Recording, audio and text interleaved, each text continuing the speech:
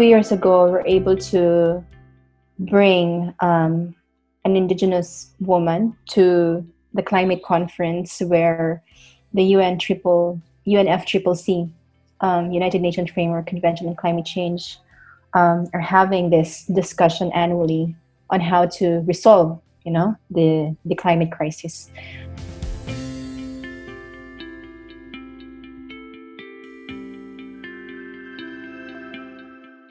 There is somehow a gap between, understanding climate in this high-level negotiation and what does that really mean in terms of the everyday life of women.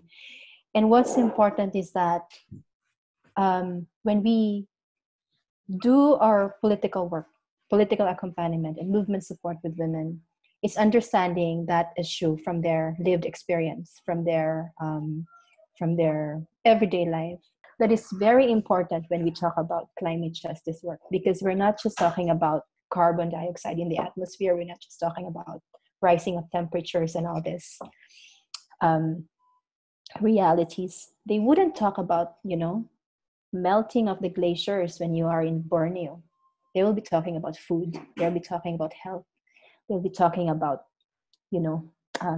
water.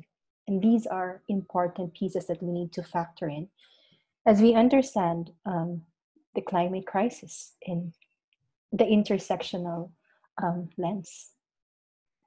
This is the same story across Southeast Asia.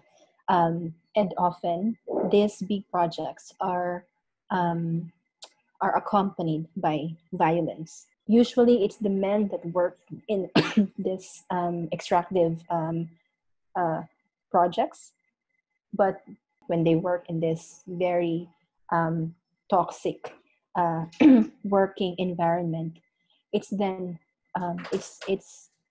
the women who bears the burden of the care work and not having the resources or even the decision over their land, because legally it's not in their name, and state or governments doesn't also recognize that woman as part of that community has a rightful owner.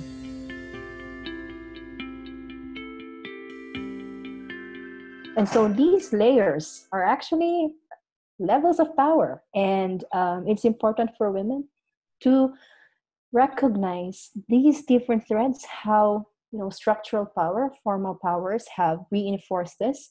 It's the question on when do you feel powerful and when do you feel powerless. And it always starts with you, with the person. And when we do that with women, a lot could come out. And those answers actually speaks a lot about power. And so, but starting that power conversation from your personal experience is easier to bring it when we talk about, structural violence and power over. Yeah. We're challenging 100 years of, value system or, a culture or an ideology. And it's challenging practices, thinking, narratives. And it's embedded in people's minds and hearts. And so changing that requires time, trust building, and of course, using jazz, power, tools, and feminist movement framework, providing women the resources and capacity to be able to analyze and strategize.